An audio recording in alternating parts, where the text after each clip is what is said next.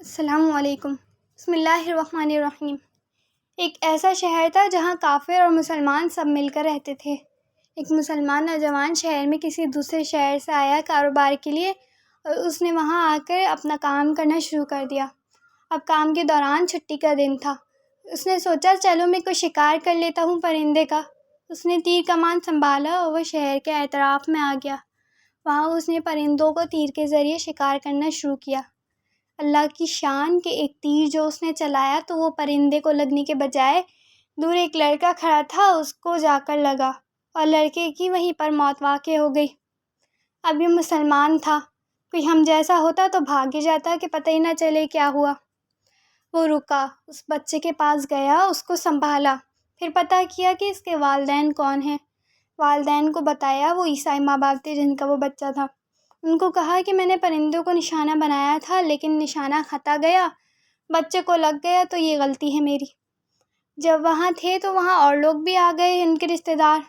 ایک رشتہ دار نے کہا ہمیں کیا پتہ تو نے جان بوجھ کر مارا یا انجانے میں، لہٰذا ہم تو قاضی کے پاس جائیں گے۔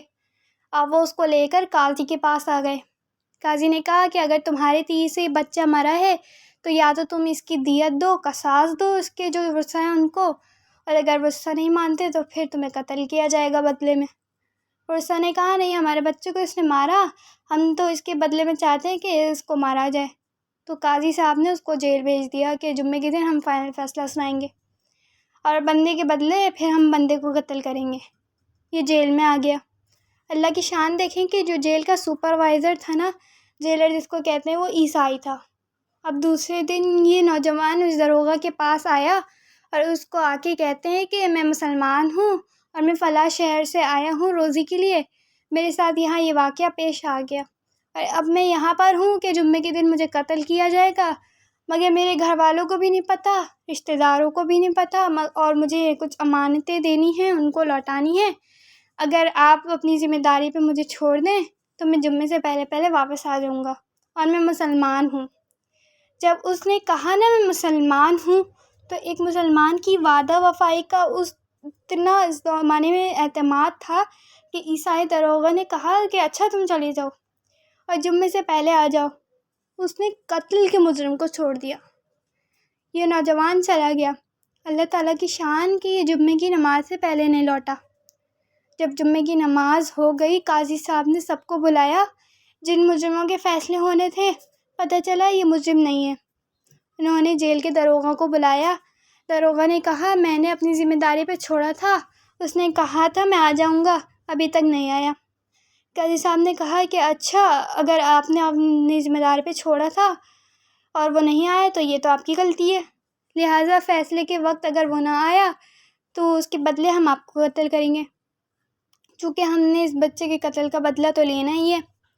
اب وہ عیسائی ماں باپ اور پریشان، بچہ بھی ہمارا مرا اور اس کے بدلے میں یہ جیل کا داروغہ بھی ہمارا مرے گا۔ بڑے گھبرا گئے، مگر قاضی صاحب فیصلہ کرتے رہے۔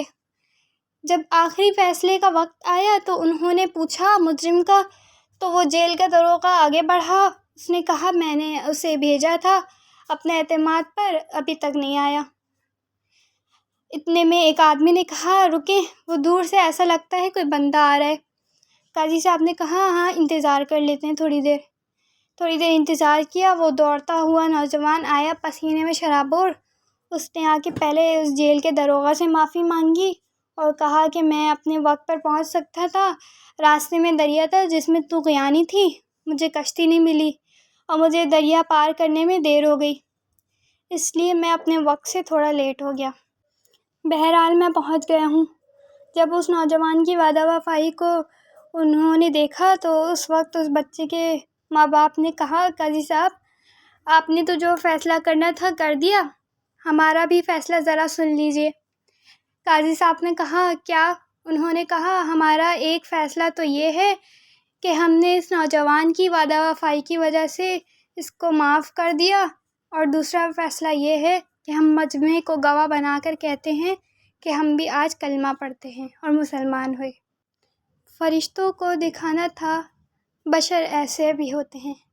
نبی علیہ الصلوۃ والسلام نے اپنی امت کو اتنے اعلیٰ اخلاق سکھائے، امت میں ایسے اولیاء گزرے کہ جن کے اخلاق کو دیکھ کے فرشتے بھی حیران ہوتے تھے کہ یہ کیسے لوگ تھے، واقعی جو اللہ رب العزت کے بندوں کے ساتھ اتنی خیر خواہی کا معاملہ کرنے والے تھے۔ سبحان اللہ۔ اگر آپ کو ہماری ویڈیو اچھی لگی ہو تو لائک کر لیجیے گا اور ہمارے چینل کو سبسکرائب کر لیجیے گا۔ اللہ حافظ۔